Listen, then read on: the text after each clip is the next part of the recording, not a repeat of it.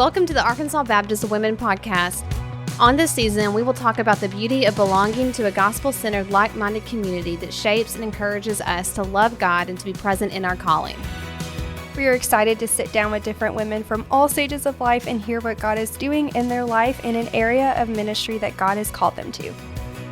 Join us as we find encouragement in the work and presence of God as He is reflected through casual conversation around coffee and authenticity. Hey, it's Morgan and Hannah, and we are kicking off a new season. We are going to sit down and talk about just the season that we are currently in and just the way that God is shaping and stretching us in life. Yeah. All right. So Hannah, tell us just about the season that you are currently walking in. Yeah. So my husband and I, we recently just moved to Conway in June, so this past summer.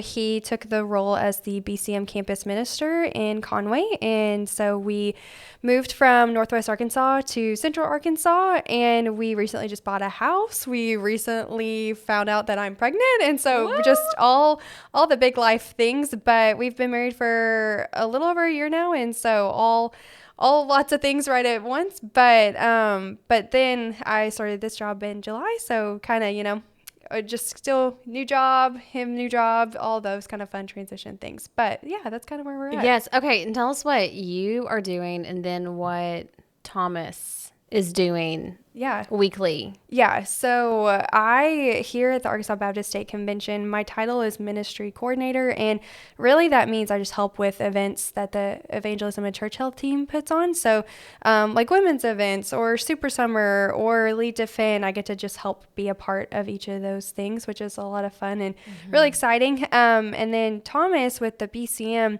they have a weekly service that they do on Monday nights, but then outside of that, there's just so many different things that he could be doing. He sometimes is speaking at D Now's, or sometimes is speaking at a church on Sunday, or we're having people over for dinner, or we're hanging out with college students. So just our week to week can look kind of crazy, but we also are like connected into our church and go to a small group every week. And so there's like some consistency there and stuff too. But yeah, so it's a fun season so far. Yeah. Oh, that's awesome. What about for you? Yeah.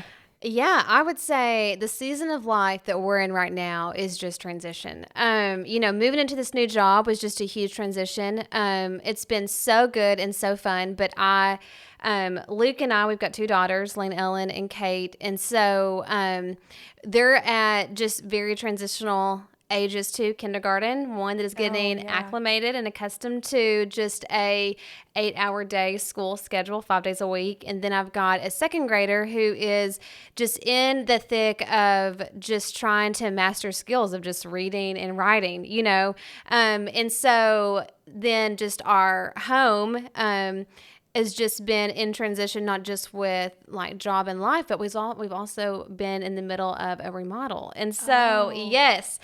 So we're coming to the end of that. But I feel like our season right now is just a lot of just taking every day just with our next best step. Yeah. Yeah. So both of us kind of in seasons of transition. Yes. Yes. Yeah. Okay. So tell us right now, what is something fun about ministry?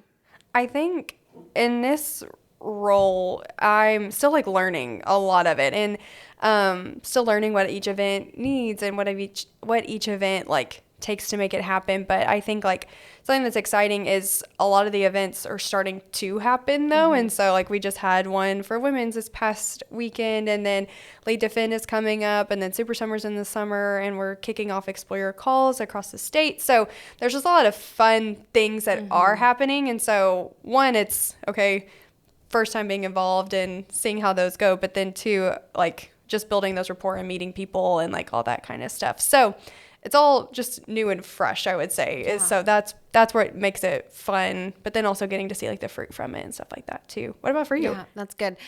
I would say the fun thing about ministry right now, I lived so much in just a very narrowed local church context for a long time that I completely loved and just grew in and just saw God do just incredible things just within the body of our church. But now seeing ministry on a much broader spectrum and seeing just this collective work across our state has been just really fun and invigorating, I guess is the right word, to me and for me. Just brings a lot of energy that we often can get very narrowed just with like our same audience, our same rhythms, but then to look around and to get to partner with other churches across the state have been so much fun. Yeah, and like also formerly being in a local church context, like it is different now this side. You just collaborate in such a different way than before, which is that's like, it does get to be like a fun part. And like you're asking, like we're hosting events at other people's places and just stuff like that. Like that's fun. You're just getting to meet people in a different way. Yes. Yeah, so true. Okay, so the fun part of it. But now, what is one of the challenging parts of ministry right now for you? I think maybe what would be challenging is that I'm still like learning the role and learning events and learning those kind of things. And so I think like, yes, there's new and exciting and it's fresh. I think that also is like, it can be a challenge because it is just like, okay, this is the first time that I'm getting eyes on this. What has been done before? What hasn't been done before? Just those kind of things. But then it's a lot of just like learning and growing and just trying to be a sponge for every single one. So, what is the fun thing is also kind of the challenging thing at the same time. But it's like a fun challenge, if that makes sense. Yes. Yeah, no, I would say pretty much the exact same thing that you were saying. It's funny because you and I, we came on like 6 months apart? Or yeah, something like that. Yes. And so, being very new to what seems like a very firsthand work, obviously it's been going on for years, this team, and the convention has been established for so long, and I've known of it, and we've had a partnership with it just through our church, but for what seems like very first time introduction to some of these events, it's just taken time. So it is challenging in a way as we form those relationships. But what I feel like is so challenging to me right now is just the balance. Yeah. Like trying to figure out, and really just it's in life across the board, but especially just in this ministry role is just, it's so relational, like this collaborative work that you're talking about, being with people. But then also there is a planning and strategic side to it also, that you've got to sit and really come up, pray through, and think about just the felt needs of what a church needs or is looking for. And so I feel like just how to balance my time, you know, and how to rightly spend just the moments of my days doing what, So I feel like that's a little bit of a challenge. Trying to narrow that down right now. And that's going to take time, like navigating that. But like you said, like both so new, so we'll figure it out. Yes. Okay. Think about this. Who is someone that spurs you on or inspires you just in relationship with the Lord, just in your calling? Yeah, when thinking about this, I kind of thought of like two people in different ways, but they're married. So it's like kind of like fun that they both kind of get a say in this. But when I worked at Cross Church, my boss was Luke Harper, and he's now a senior pastor in Florida. But from a ministry standpoint, like, anything I've ever learned is like because of him. And he, like him and his wife just took me into their home and they became like my best friends and just became my family. But so like one side of that is like a work side of like learning leadership skills and learning how to lead a team, how to cast a vision, how to handle hard conversations with volunteers, how to like walk with college students through really hard things. Like I just got to learn a lot of like tactical and practical things from him, and he just called me higher in a lot of ways and just led me really well in a lot of ways. But on the flip side of that, then his family became my family, and his wife ended up like discipling me for years. She was my maid of honor in my wedding. He married us, and so they just became like close people. So on the flip side of that, then like I got to watch how she's a wife, and I got to watch how she's a mom, and how Kelsey, how she like invited people into her home, and how she had college students into her home, and while having a full-time job still ministered in that way to people, and just partnered really well with Luke. And so got to watch so many different facets. And so I would say like they both in different ways, but also together got to watch, and also like got to watch him be like a dad and a husband and stuff like that too. Like I had my own shelf in their pantry for my own food that I love it. that I would leave at their house. Sometimes without not them knowing. I would just like pull out a snack sometimes, that they'd be like, where did you get this? I was like, I left it last time I was here. That's great. But and so like it's kind of sad, like we live so far away now, but I would say like they both still like call them like all the time, or like text them all the time and stuff like that. So I would say like both of them in like different like practical ways. But yeah, I would say like Luke and Kelsey Harper. What about for you? That's good. I would say I feel like there's just a wide just community of people that spur me on, that inspire me. But currently in this particular season that I've been in for a little bit, it's just my friend Jamie. She is a few years older than I am, but just her desire and her mission, just to be a part of whatever God's doing in her present like moment or life. She's a school teacher, and so just to hear her just talk and pray over her students in what would be considered a pretty dark place, but also just the way that she is so available just to serve her family and to serve the church. She is just what I would consider a pretty risky person, and so she's taught me that risks are okay, and in fact it's when you really get to step in and just trust God with your next best yes. And so she's challenged me and just spurred me on and just encouraged me that way. But also I would say, going back to what you were kind of speaking on, just about someone who's helped and developed you just as a leader, that's poured into you. I would say that would be who is now our senior pastor at our church, Clay. He was our next gen pastor for years. And he just poured so much of just his time and heart into form just my heart and call to ministry, and a lot of that was just casual conversation. He just modeled the life of Jesus and just lived out the word. And so I would say that, as you were sitting there talking about just someone who has just been that person just to encourage you and push you on into new seasons of ministry, definitely him. And then I would say someone that spurs me on and encourages me would probably just be my husband. Yeah.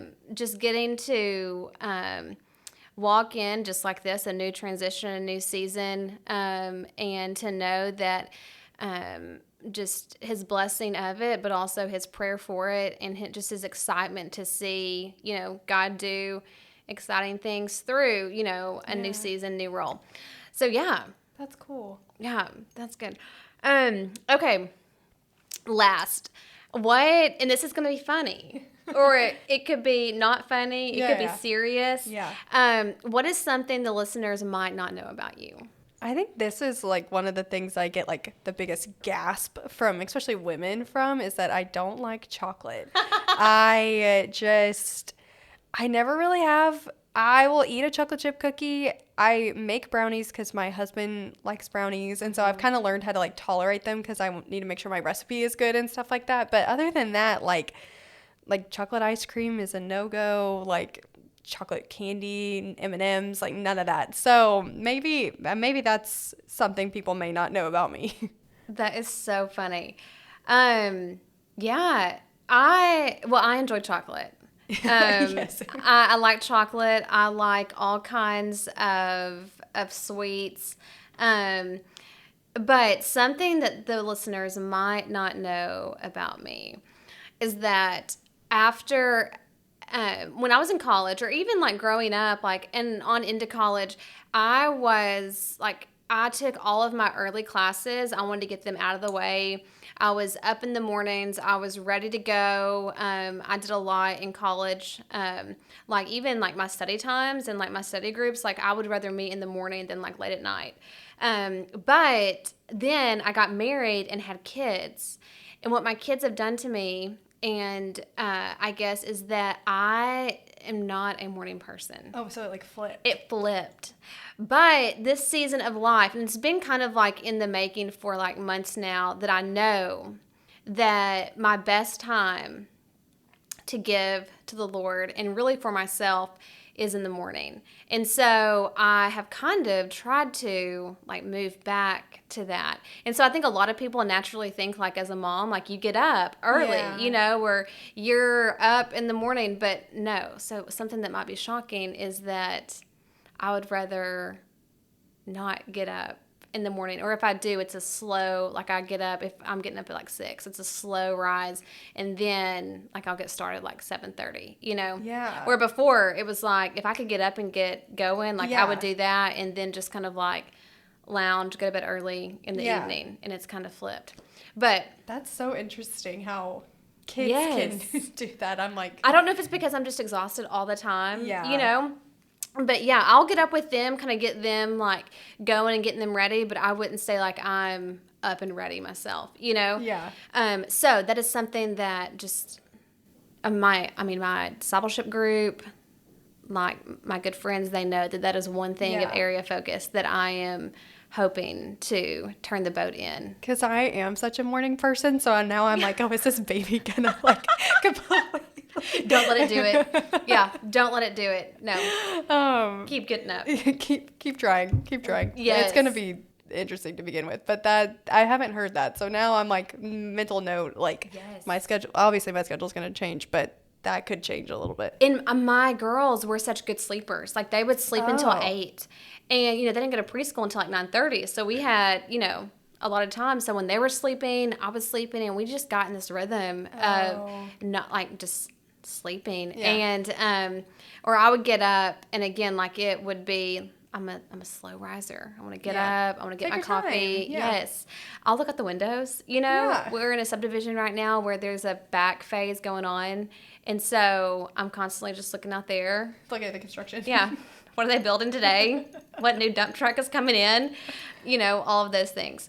But, okay, awesome. Well, it's been fun. Get to sit down, kind of share our stories, just season of life that we're in. And then just in the coming weeks, we get to sit down with other women who are also just going to share their story and just the calling that God's placed on their life and just the mission that's in front of them. Yeah. Awesome. Good. Okay. Well, we will see you next time.